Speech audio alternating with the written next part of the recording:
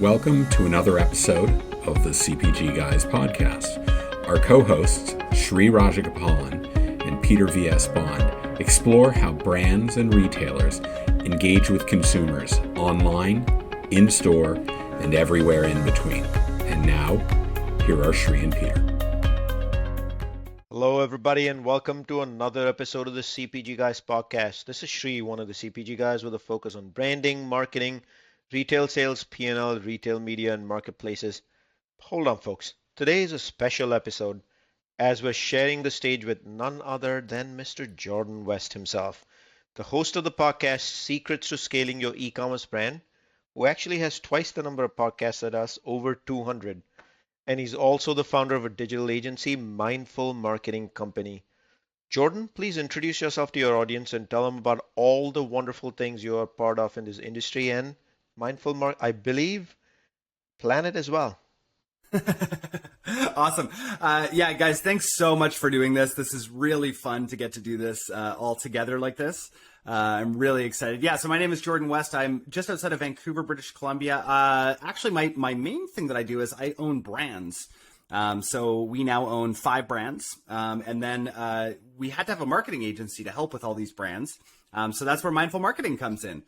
So all things direct to consumer, e-commerce, and brand focused. Actually, most of our brands are huge in wholesale as well. So direct to consumer isn't necessarily the only thing that we focus on. And we're more in the apparel space. So it's really fun to get to chat with you guys. And I'm looking forward to, on the second half, getting to pick your guys' brains on all things CPG. So I really hope you guys were also prepared for this. Peter, how about that? Jordan's going to put us on the hot seat, man. So welcome, Mr. Bond, the man with the golden voice, who sometimes I call Mr. 007 himself. How are you today, sir? Hey, Sri. I'm doing great. I'm looking forward to this conversation because, as you know, Jordan lives in my home and native land, country of Canada, and my father is not far from you in Kelowna, British Columbia. So always good to reconnect as a Canadian expat.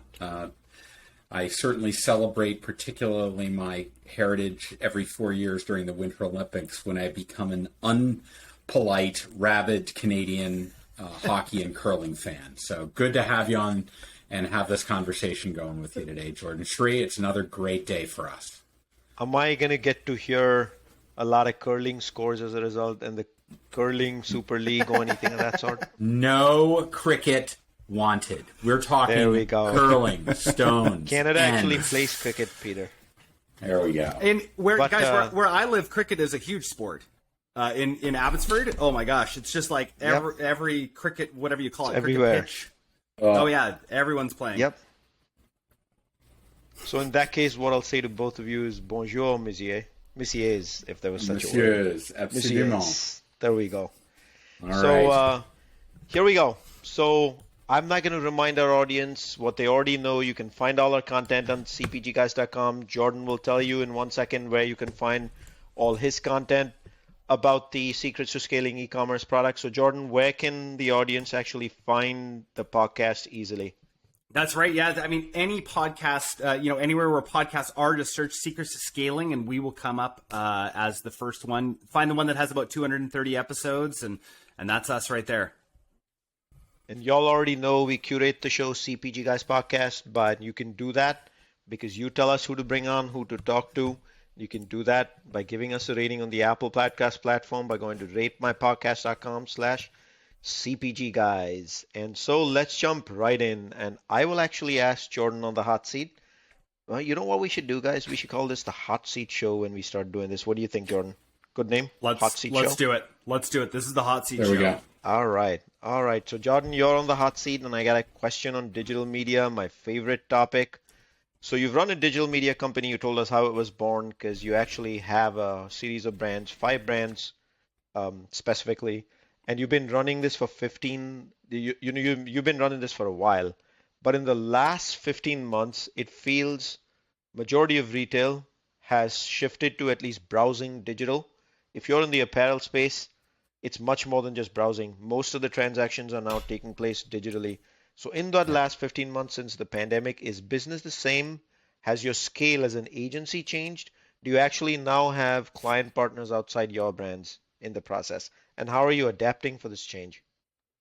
Yeah, I mean, awesome question. So let's sort of start with the first one there. What has changed in the last 15 months in e-com? I mean, essentially now it's funny when we used to say direct to consumer and we used to say e-commerce. You can't say an e-commerce business anymore. Everyone's e-commerce, right? If you're not e-commerce, that's you either have to be e-commerce or you have to have an absolutely massive wholesale channel, and that has to be your big focus. But everybody has gone the e-commerce route. I mean, I've got a business that is probably 3/4 wholesale, but still we're considered a direct consumer brand. So I think that's one of the biggest shifts, is that it just forced everybody to move over. That's one of the biggest things that we've seen. Now, in the last couple of months, we've seen some massive shifts since iOS 14.5. That to me has been the biggest shifts in e-commerce, and it's really separated the cream from the milk, the wheat from the chaff, whichever one you want to be.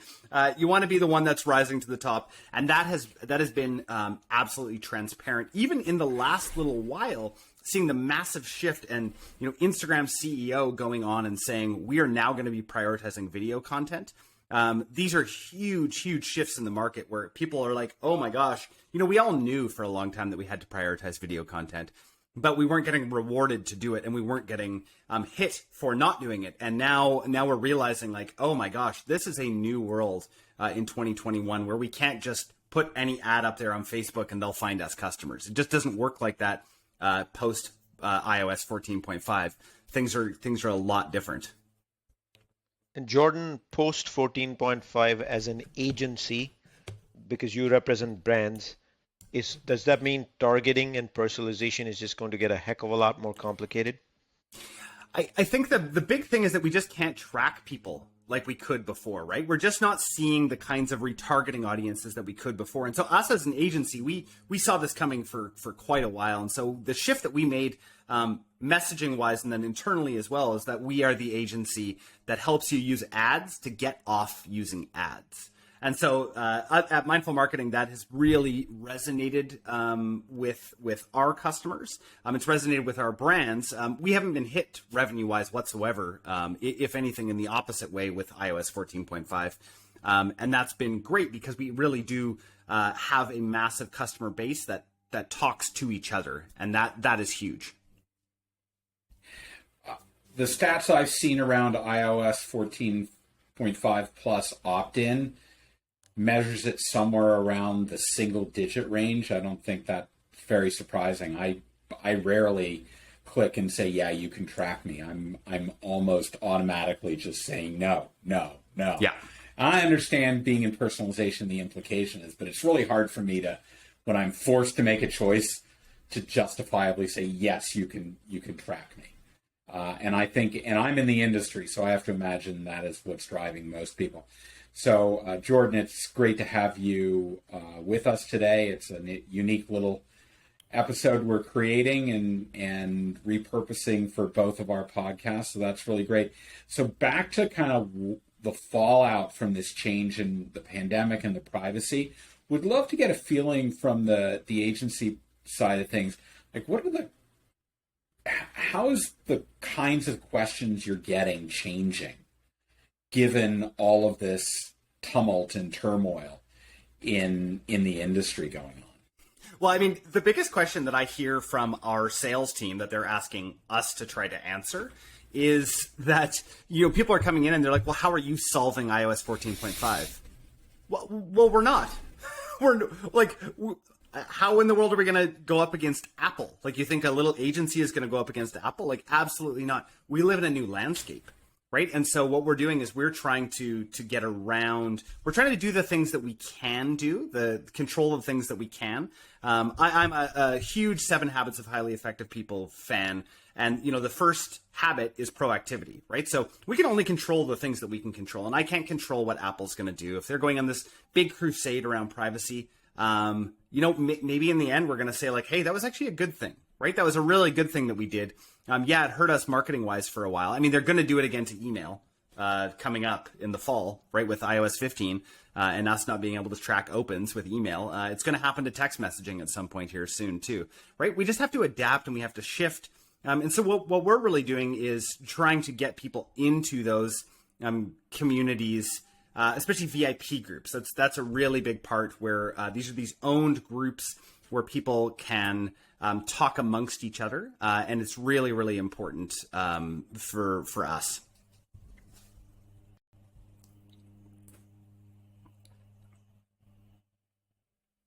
So Jordan, I want to focus a little bit on a couple of your brands that were really intriguing for me as I browsed the websites. One is Keep Nature Wild, which is arguably newer in your portfolio, and Little and Lively. How did you become part of both? What was the inspiration? And can you tell the audience listening in today, what is the mission of each of those brands? Again, Little and Lively and Keep Nature Wild. Yeah, absolutely. Great question. Let's start with Keep Nature Wild because we're really mission focused at Keep Nature Wild. So we actually purchased that brand in May of 2021, a brand that I had been following for a while. They were on my podcast. I absolutely loved what they were doing. And so the big thing with Keep Nature Wild is they pick up a pound of trash for every product sold, which is incredible. I was like, how in the world do you do it? And so what we've done over there is we've built a community of people that go out and pick up trash, which is incredible. So that we have 5,600 active members around North America that will go on trails with their kids. They'll go on trails with their friends, and they'll go pick up trash, and then they weigh it. And we've got a system on Slack where they put all of their pictures and their weights in. And last month alone, we picked up 25,000 pounds of trash. So we were actually equating this to football fields. We just hit 500,000 pounds as a business.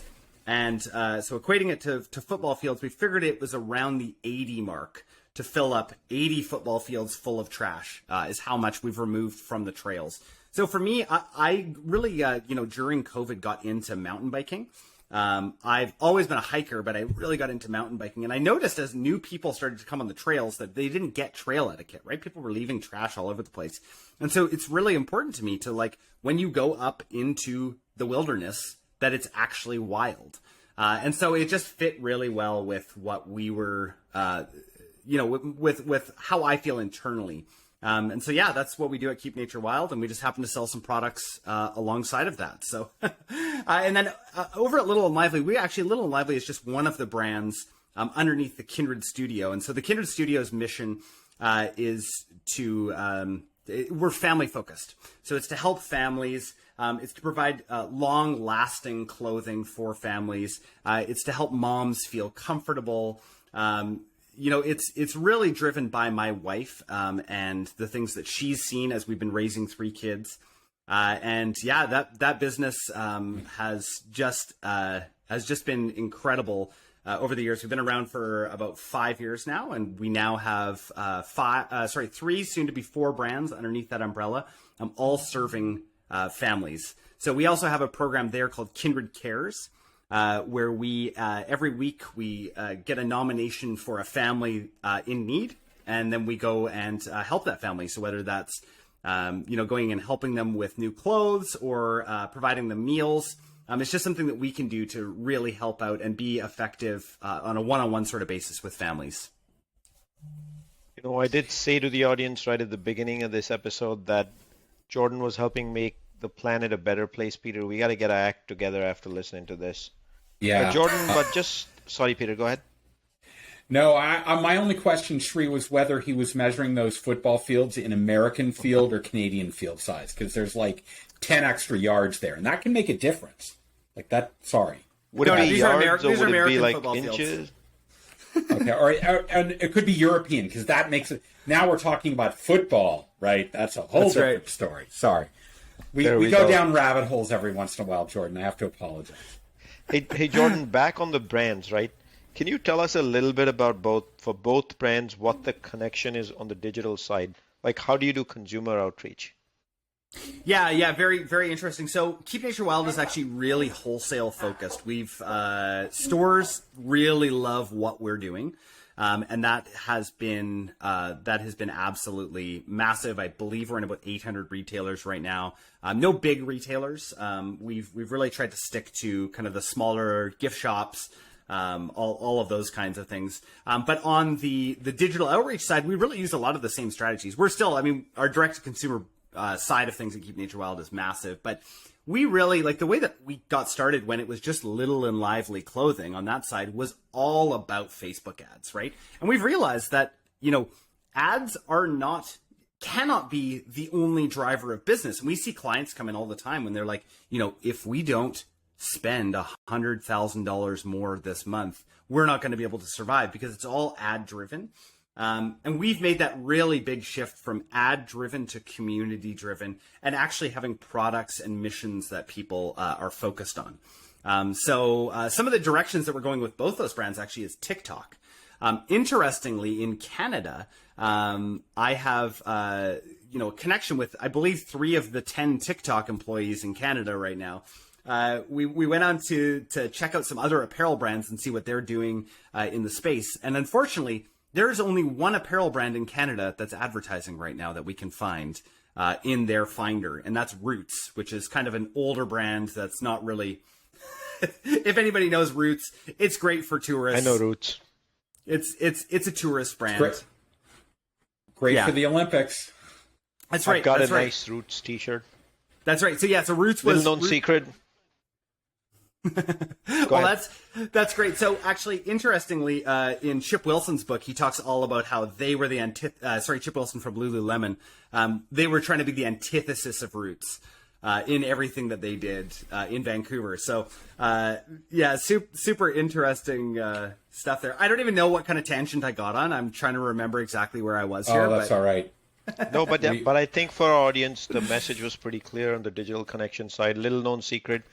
My Roots t-shirt was acquired because my brother is actually Canadian and lives in Toronto. Awesome. By Yonge Street. So I got my first Roots t-shirt 2 decades ago. My little 2-year-old daughter has quite a number of Roots t-shirts and sweatshirts to clad her during various seasons of the year. Wouldn't be a Canadian if I didn't have that, but in any event. Just like you, Jordan, in terms of having both a podcast and an agency and some brands, Sri and I do some things extracurricularly beyond our podcast. For me, I work for a company called Fetch Rewards, which is a mobile platform that allows consumers to get rewarded for buying the brands they love. And we track it. We have about 8 million people who scan and take pictures of their register receipts. And also tie to their email so we can see their e-receipts. And what we're seeing, the reason I bring that up is we're seeing a tremendous amount of uptick with the pandemic starting to wane, the immunization rate going up. We're seeing a tremendous uptick in physical store transactions coming through from our 8 million users. So my question to you is really, we saw a tremendous amount of growth in e-commerce. What are your predictions, or what are your understandings of where this unified commerce world is growing now that there is a shift back into the physical world? Is that necessarily in exchange for a diminishing of online, or is it more of an enhancement that everybody is shopping more broadly going forward? Yeah, awesome question. So I get pushback on this all the time, like constantly get pushback from my friends, especially I've got one of my best friends owns a shoe company, and I've told him, I said, you have to be in wholesale. You have to get back. He was in about 200 stores at one point, and they just cut their wholesale program. Subsequently, interestingly, what do you think happened to their online? It went down. They didn't keep going because wholesale. I keep calling it wholesale, whatever it is, retail, right? When you're selling into retail, it's another marketing channel for you, right? So if you have the margins, which you should have the margins to go in, if you're in business, you should have the margins to be able to get into wholesale. Otherwise, it's not get a new product and get a new product line, because you won't be making money either way if you don't have margins to get into wholesale, because how are you going to acquire customers? Anyway, tangent. Go for it, Peter. I was going to say, look at all the D2C brands that have successfully scaled at some point had to cross the chasm and make the decision to get into physical retail. And if you walk away from it now, yeah, it's really nice, but let's remember that most sales are really happening in the physical world, even in spite of the pandemic. And if you walk away and don't recognize and respect that, I don't think you're going to be able to scale your brand. I completely agree. And I think one of the big things that I'm seeing as well is actually putting in these flagship retail locations. So for us, we're really thinking Vancouver, Toronto to start, right? These flagship retail locations, because people want to come have that physical experience with your product, right? Maybe a little bit different in the CPG world, but I still believe, and because flagship retail may not work as well in that world, but in apparel, I am all about that. I want to get on West 4th. That's where we want to be in Vancouver, which is like really, I mean, that's where Lululemon started. That was their very first location. I love it, being a Vancouver guy, getting down there. So I really do believe that to me, it's a stool, right? It's a stool, and a stool with one leg is a purely e-commerce brand, right? But the more of these revenue streams that you can create, the more that the entire stool gets stable, and you actually are growing a business and a brand. Like we're highly in acquisition phase right now. Like we're acquiring another brand end of August right now, and for us, we look and we see, okay, where are they? They happen to be in one of our biggest retailers, and I'm like, awesome. If our biggest retailer is carrying you, I know that you're a good brand. That to me was a really good sign, and the fact that they were in a little bit of retail. Those are the things that I see going forward with retail. I don't think retail is dead. Anytime somebody says retail is dead, I'm like, what, are people going to stop buying things? E-commerce Jordan, went up, but Jordan, this next recommendation by me may be driven by the fact that I've been listening to the Yacht Rock channel on Amazon Music, but for a flagship store location, Chilliwack. Gone, she been gone. So sorry, I can't get that song out of my head. One of the great one-hit wonders of my youth. But anyhow. Yes. I think that's enough of us asking questions. Yeah. So for our audience, I promised you right at the beginning of this episode, this is a shared episode with CPG Guys, as well as with the Secrets to Scaling Your E-commerce Brand podcast. We asked Jordan 4 questions. Guess what Jordan gets to do, Peter? He puts you and me on the hot seat. Wait, so we have to answer something? Uh-oh. Yeah, for the first time in over 110 episodes, we get put on the hot seat. So Jordan, I'm going to turn over the floor to you. You get to ask us 4 questions, 2 each. Call out our name, Shri, Peter. Give us the question, and we can't wait to engage. The floor is all yours, Jordan. I can't wait to ask the questions here, guys. Very, very excited about this. All right, so let's start out. So this is for my audience now, guys. Jordan back here. I am now in charge, and these two guys, they're turning red right now because I got some really difficult questions for them here. Just kidding. I really like these guys here. Okay, so those guys, on the video can see my face is actually red now. I think mine is actually the red face right now. So, Shri, just turn off the heat lamp. That you don't. All right, you don't need that. There we go. Yeah, exactly. It's like, I'll say 90, because I'm sure everyone knows Fahrenheit that listens to this. Okay, guys. So let's start out. First of all, Peter, I know you gave us a little bit of a hint of what you do. Can you just give, for my audience who knows absolutely nothing about you, I'm going to start with Peter first. Tell us a little bit about who you are and what you do. Well, sure. So my background is, I'll say this, Shri and I met over 20 years ago when we were both in the market research space. I primarily stayed in that. I spent 9 years at a company called IRI that tracks consumer packaged goods sales across a number of different channels, grocery, mass merchant, drug, primarily convenience, value, and what have you. And I dealt with very big retailers like Kroger and very big manufacturers like PepsiCo and Campbell Soup Company. I then joined a company called dunnhumby, which was managing all of the customer data that was being generated by the largest pure play grocery retailer in the U.S., Kroger. Some would say it's Walmart, but Walmart is more than just grocery. And then for 3 years, I ran the brand and category personalization component of the Extra Care loyalty program at CVS, which is the second largest drug retailer in the United States. If anyone knows CVS, yes, I am the person responsible for the 6-foot-long register receipts when you buy a bottle of soda. So I was the target of late night comedy, mocking the fact that you can replace broken vertical blinds with these register receipts. But in any event, and then I spent 3 years working at a consumer feedback company called Power Reviews. They manage, if you go to, for instance, in Canada, if you're at Shoppers Drug Mart and you go onto the site and you see a product and it has a rating and review for the product, they were basically a SaaS platform that sat behind that. So I managed retail strategy for them. And then more recently, I joined this company called Fetch Rewards, which is it's what we in the industry refer to as a unicorn. So it's a startup privately held company that has a valuation of over $1 billion.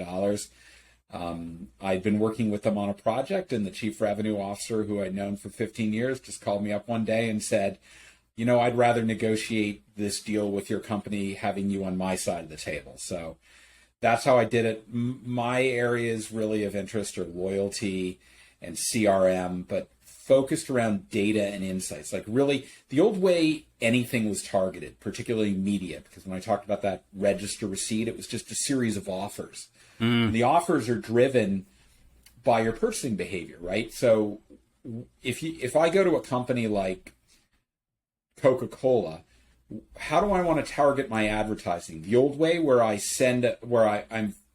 want to target a female who's age 18 to 24, or am I better off actually being able to use behavioral purchasing data to target someone who is a frequent purchaser of diet soft drinks? I'm going to argue that the latter is probably more valuable. And what that means is you can get a more efficient marketing spend. And that's honestly where retail media is going, right? Right now, that you can target for particular words in search, but increasingly retail media is I can target a consumer based on their prior purchasing behavior, and regardless of what they're searching for, I know that you're going to want to talk to them because they are highly relevant to the products that you sell. That's really the focus in the area of where I've been with my big data, and going from kind of voice of the consumer through what they buy to voice of the consumer through what they're saying about the products they buy.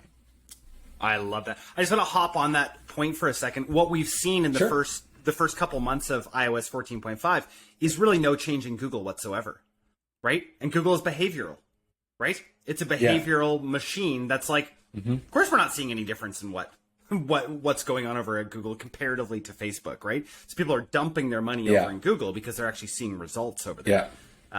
So anyway, I just wanted to jump on that point. It's so true, because I was just going to say one thing before. Go for it. When I remember 5 or 6 years ago when I was at CVS, we created a targeting partnership with Facebook and started taking it on a roadshow to brands to try to get them to invest.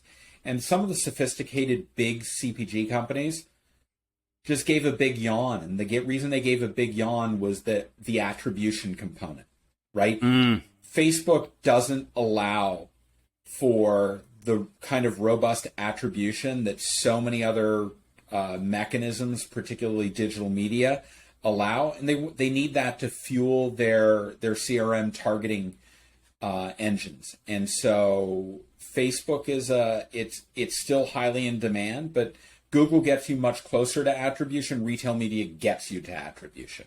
That's really where the world's going.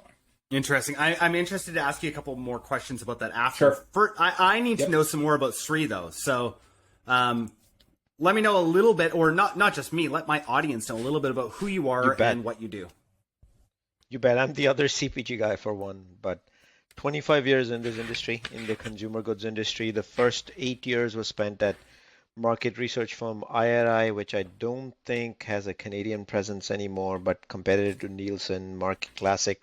market research and measurement. I spent 10 years in the PepsiCo ecosystem, both on the beverage side as well as on the Frito-Lay side. Lived 8 years in Texas. Variety of roles. I've been in the dollar drug convenience channel for Frito-Lay, classic brick and mortar. I've led business intelligence, insights and analytics as part of the DNA at this stage. Started up ecom for Frito at some point, and then spent 5 years as VP of ecom for Johnson and Johnson back in New Jersey, and a year with Revlon, Elizabeth Arden in New York City. So I actually live in New York City, and then at the time we recorded this episode, I was with a food brand, one of the largest food manufacturers in the world called General Mills, and CPG Guys is part of my life at this stage. I love what I do with Peter, doing this week over week, bringing guests on. It's also my chance, Jordan, to really stay in touch with the industry and its transformation, both retail, brand, as well as even we bring a ton of service providers on to talk to us about everything from analytics to fulfillment to you name it, that spans the extent of retail, both on the brick and mortar side and on the e-commerce side. So we're a truly omni-channel show, the CPG guys. But that's me in a nutshell. Awesome. That's great. I've got a question, and maybe one of you guys can just reach out and grab this one here. What have you guys seen on the CPG side as far as consumer behavior in the last 15-ish months that has changed? And I'm going to go ahead and say toilet paper can't be the answer. No, toilet paper actually won't be the answer. But you do remind me, Jordan, of that crazy spike we had for 3 months where there was, I think, a rumor somewhere in the United States that the COVID disease itself has something to do with a need for toilet paper. But I'm still working through the inventory that I bought in March of last year. It's crazy. There we go. We didn't have those problems in New York City. We were well stocked and supplied. But that said, Jordan, what's changed if you look at e-commerce and its evolution in the United States was arguably behind most developed countries, especially the European countries, and way behind Asia in terms of its penetration. Even that dependent on subcategory. My days at Revlon and Johnson & Johnson, I experienced the transformation in the beauty and healthcare segments, especially more in the, I would say, the cosmetics section, fragrances section, as well as skincare, significantly. Apparel, electronics, consumer behavior, all these have already moved. Almost 50-60% of all transactions take place exclusively online these days. And I don't mean just the browsing behavior of a consumer, it's the actual purchase cycles as well have moved. Food and bev really lagged, whether it was a Pepsi, a Coca-Cola, or a Mondelez, it really didn't matter because in the United States, the way consumer behavior shaped over a century is the attractiveness of going to a store and collecting a basket full of items to do pantry loading over a 1-hour trip mission is the way it's historically been. But the pandemic hit us March of last year. The ability to go into a store with the frequency, the time that a consumer wanted to complete a full basket purchase, coupled with the store hygiene concerns, do I want to spend hour and a half in the store touching that many aisles, held consumers back initially from being in store and changing their shopper behavior to the day, and it's July 2021. While trips have returned definitely back in store, they're actually larger. The number of trips are higher than 2019, which was the baseline we have to compare with. From a shopper behavior, the size of the basket has shrunk. And the time spent on a trip has also significantly shrunk because people want to be in and out quickly. They don't want to touch as many aisles, lower touch environments. Some portion of the population is definitely looking for scan and go type models, ones you find at Sam's Club, the Amazon store, those kind of models where it's just easier to check out. Self-checkout is in action. Now, my own humble learning across all of this is for certain categories, there's a permanent inflection on the digital side. There's no debate. Yeah. Digital e-commerce, call it what you may. But even for categories where the purchase occasion largely still sits in the store and happens in the in-store model, let's take innovation as an example. She's almost discovering a majority of the innovation that manufacturers put out online. That's where a lot of that is taking place. She's able to go to the search bar. She doesn't have to walk through aisles, and she can type out exactly what she wants on the search bar, and within a few seconds, she gets the 10 items that are meaningful to her. That may include some conquesting, that may include brands that are awesome at SEO, but that's what she gets to see. So to me, that if anybody who says there hasn't been a permanent inflection on the digital side is giving a miss. Now, I'm not saying that means the store model doesn't matter because, 80% of all volume still comes from the store. There's just an inflection up on the digital side and it can't be ignored. And if you're thinking innovation, that inflation is significantly larger. Yeah, I would add to that we talk about how consumers have been transformed. By doing transactions online, they are exposed to substantially more content in the form of images of the product, videos that show how the product can be used, ratings and reviews, health lifestyle tags like gluten-free, non-GMO, fair trade. All of these are experiences that when they go back to the physical store, that they expect to be able to find that content. And if you're a physical store retailer and you haven't started to solve for the ability to deliver enhanced content and experience in your physical store, let me tell you something. There's this company out in Seattle that if they can't find that while they're walking your store, they're going to open up this app called Amazon. They're going to search there, they're going to find the content, and there's a good chance they're actually going to buy it while they're in your physical store. So beware. To Shree's point, it has changed the expectation of the consumer. Yeah. And omni-channel retailers have to recognize that. Absolutely. Love that answer. And it's going to be interesting also to see, like, if we, look in the crystal ball, it's like, which one of these, which are people going to continue to have these little short trips? Or is that still the tail end of COVID in North America? That people still have this fear. Or is there going to be a massive shift back to wanting to talk to people?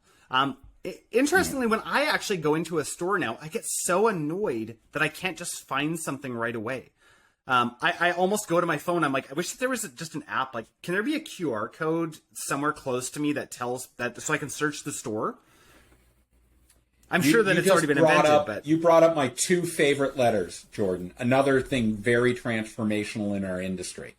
QR. Yeah. Think about that. It was created for the Japanese automotive industry, and that's pretty much where it stayed. And then when smartphones came around in around 2008, everyone thought, okay, well now QR codes are going to take off. But of course, you needed a separate app, and that added friction. QR codes readers are built into every iOS camera app and most Android apps, right? So all you do is hover over the QR code. And coupled with the pandemic, where it's hard to go to a restaurant and not just get the menu from a QR code. I mean, that has fundamentally transferred the ability of brands in whatever form, a manufacturer or retailer is a brand, to be able to communicate in both directions with consumers, and it's transformational. Absolutely. On the CPG side, I was hosting a panel a little while ago with, and one of the people on there was Nick Hall from Vita5. Awesome guy, and we were asking, like, so how have things changed for you? And they've actually been adding to their so they're in tons of retailers, right? But really, they want to get people onto their subscription model. So they've added a QR code that automatically starts a text message conversation with their brand. So they're not trying to, and it's just for customer support, but really what it's doing is getting them onto the subscription model, right? In the end. So they've seen their subscriptions completely skyrocket since then, using the QR code as the way to get them in. Right. And so it's a really great way because it also helps the stores with their customer support. Right. But it helps the brand at the same time. Anyway, sorry, I'm getting on a pedestal right now. I want to ask you guys a couple more questions here. Sure. What do you think? Let's talk about the negativity from the pandemic. What do you think has changed in a bad way in the CPG space? Peter? Shree talked about something that was important to understand. We have to look at CPG's, consumer packaged goods, not as a monolithic entity, but as a conglomeration of different categories. a lot of packaged goods, particularly shelf-stable, shippable brands, had been highly engaged in the digital economy for years. Why? Because they were selling through retailers like Best Buy and Walmart and Target. All of a sudden, these other categories where e-commerce was not a core component, think perishable consumables, right? Prior to the pandemic, less than 5% of all perishable purchases in the US were being conducted through digital transactions, right? And so all of a sudden now the digital shelf, the rules of the digital shelf, what drives SEO, that all of a sudden became radically important. If you believe eMarketer, by the end of next year, 12% or more of perishable consumption will occur through e-commerce.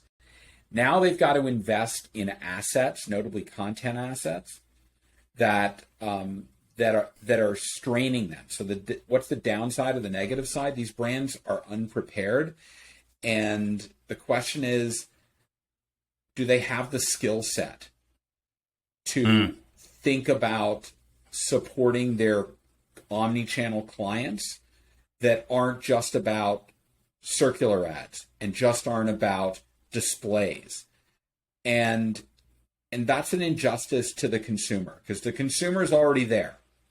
They're already there. And the CPG brands, they can be very slow to react, and they have a very structured budgetary process. And it's going to be challenging for them to catch up. And the brands that do are the ones that will succeed. The ones that don't are just left there and watching their, they're already frustrated by the fact that their shares in digital, so on Amazon, are not what their shares are in traditional brick and mortar, where they have a more, and they've invested to have a dominant place. They're going to watch that brick and mortar share just fall away, and they're going to kick themselves. But that's a real downside. And what happens in the meantime is, a lot of consumers are going to start to lose their focus on traditional brands that they had been purchasing for years now.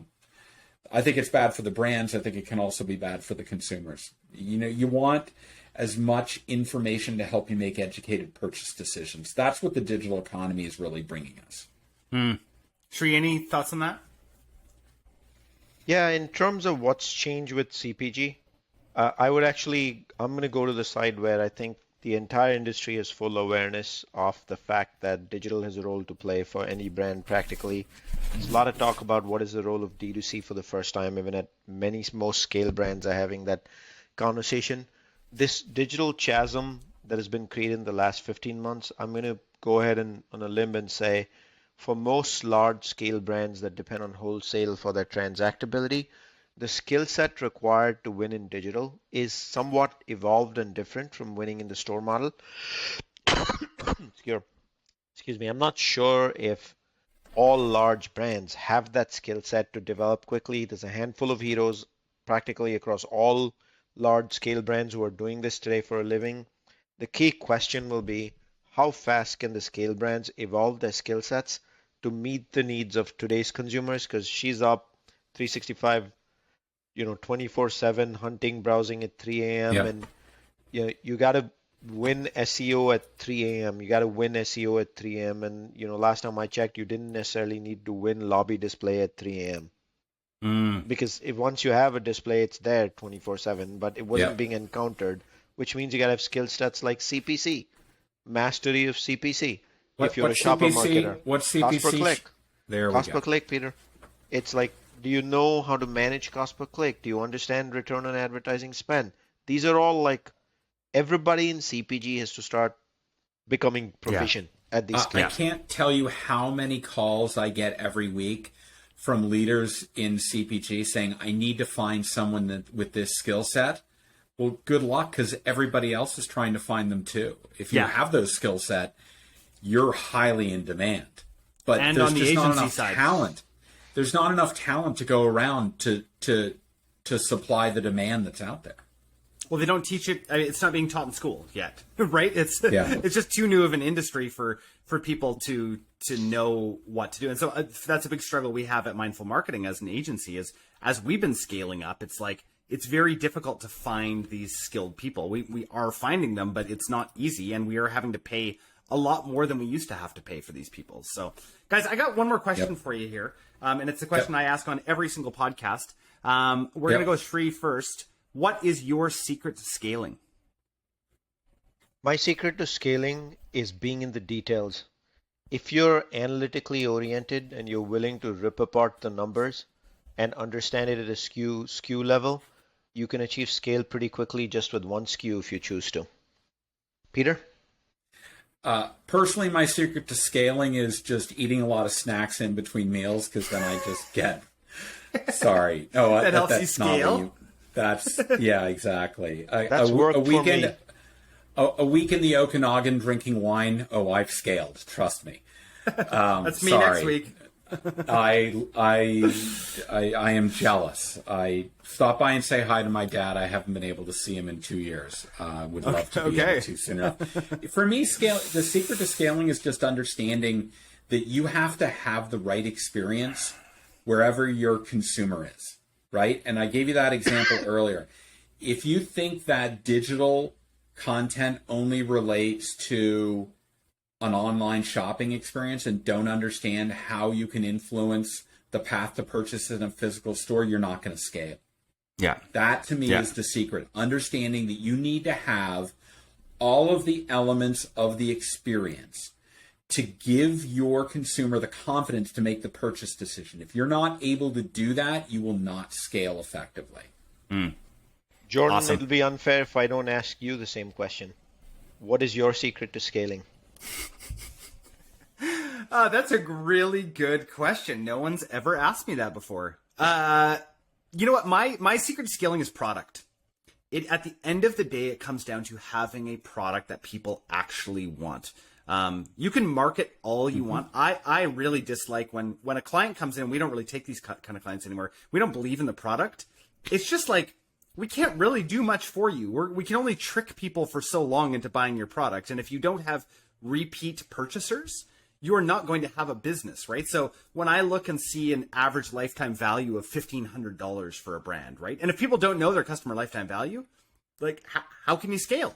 You got to know what that customer lifetime value is, because you got to know how much you can spend to acquire the customer. So to me, that's my secret, is really looking and digging into those numbers. And when we're looking at acquisitions, I look and see, their customer lifetime value is only $90, but I can see actually how we can make it into 1,500.